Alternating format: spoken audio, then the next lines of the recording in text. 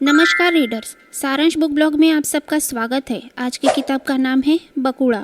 आज हम देखेंगे इसका रिव्यू और सारांश। आइए तो देखते हैं इसके रिव्यू में क्या है। बकुला यह सुधा मूर्ति द्वारा लिखित किताब है। सुधा मूर्ति मैम विचारों से ही नहीं बल्कि कर्म से भी बहुत बड़ी हस्ती है।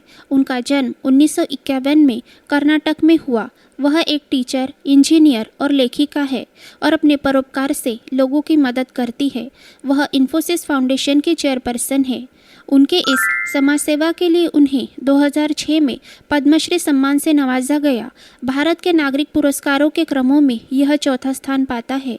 उसके बाद 2023 में उन्हें पद्म भूषण सम्मान से सम्मानित किया गया। यह भारत के नागरिक पुरस्कारों में तीसरा स्थान पाता है। वह गेट्स फाउंडेशन द्वारा चलाए जाने वाले कार्यक्रम पब्लिक हेल्थ केयर इनिशिएटिव की सदस्य है। उन्होंने बहुत सारे अनाथालय स्थापित किए और गांवों का जीवन स्तर बढ़ाने के लिए बहुत मेहनत की। उन्होंने कर्नाटक के गांव के स्कूलों में कंप्यूटर और पुस्तकालय की सुविधा उपलब्ध करवाई। उनके द्वारा लिखित डॉलर बहू किताब, जो मूलतः कन्नड़ में लिखी गई है, इस पर सीरियल भी बन चुकी है। पितृऋण उनकी लिखी इस किताब पर नीतीश भारद्वाज इन्होंने मराठी में फिल्म भी बनाई है। सुधा मूर्ति मैम इन्होंने कन्नड़ फिल्म प्रार्थना में अभिनय भी किया है। आप गूगल पर उनके बारे में और भी सर्च कर सकते हैं। उनके और भी किस्से हम आपके साथ उनकी लिखी 3000 टाके इस किताब के वक्त शेयर करेंगे। यही वह किताब है जो उन्होंने हमारे देश के महान कॉमेडियन कपिल शर्मा को भेंट दी थी। उनका व्यक्तित्व ही ऐसा है कि आप उनसे बहुत सारी बातों में प्रेरणा ले सकते हैं। वैसे ही उनकी लिखी किताबें भारतीय नारी के मन को आपके सामने खोलकर रख देती है। हमें लगता है कि बहुत सारी गृहिणियाँ जब उनकी यह किताबें पढ़ती होंगी तो उनको किताब के चरित्र बहुत परिचित लगते होंगे, या फिर उनको लगता होगा कि उनकी ही कहानी इस किताब में बताई जा रही है। वैसे ही यह प्रस्तुत पुस्तक है जिसकी नायिका बहुत अपनी सी लगती है। चलिए जानते हैं बकुड़ा को। बकुला यह जंगली पेड़ है जिस पर साल भर बारीक सुगंधित फूल खिलते हैं।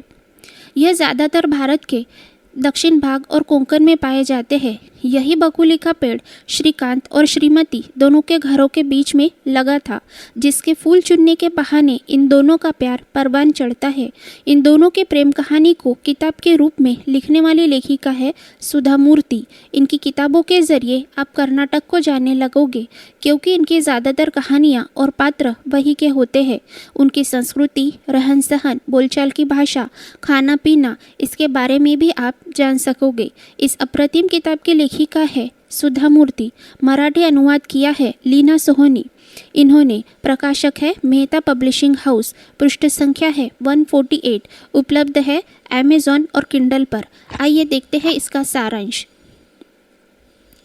श्रीकांत और श्रीमती बचपन से एक ही स्कूल में पढ़ते हैं। उनके घर भी एक दूसरे के समीप ही है।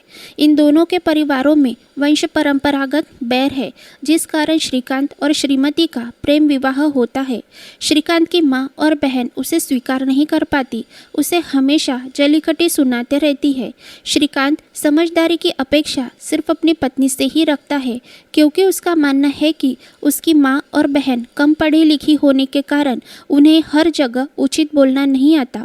श्रीमती पढ़ी लिखी है, इसलिए समझदारी सिर्फ वही करे। लेकिन क्या श्रीकांत का यह काम नहीं कि अगर उसकी माँ को सही बोलना नहीं आता तो अपनी माँ को कम बोलने के लिए कहे? जलीकटी बोलने के लिए भी तो दिमाग की ज़रूरत होती है। इसमें कैसे उसकी माँ और बहन का दिमाग चलता है? वैसे तो श्रीकांत और श्रीमती का अलग संसार है। इसके बावजूद दूर रहने वाली उसकी सास और ननद झूठे वचन बोलकर हमेशा इन दोनों के संसार में विष घोलती रहती है। श्रीकांत को हमेशा उसकी माँ के किए कष्ट ही नजर आते हैं। श्रीमती जो उसके लिए करती है उसे वह सिर्फ पत्नी का कर्तव्य मानता है। श्रीमती के कारण वह दिन ब दिन तरक्की पाता है, लेकिन वह जितना आगे है श्रीमती उससे उतना ही पीछे छूटती जाती है।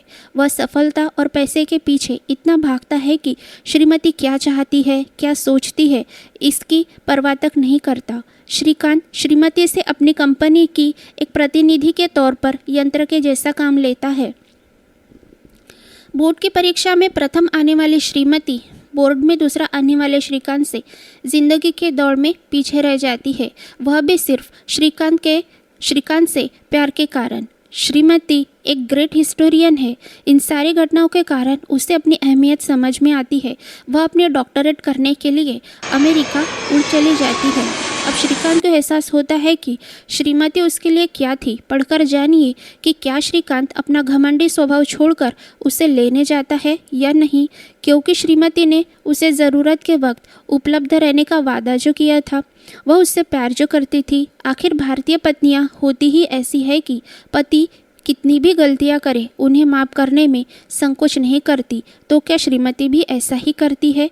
पढ़िए और पढ़कर जानिए। धन्यवाद। अगर आपको वीडियो अच्छा लगा तो वीडियो को लाइक और शेयर ज़रूर कीजिए और हमारे चैनल को सब्सक्राइब भी ज़रूर कीजिए।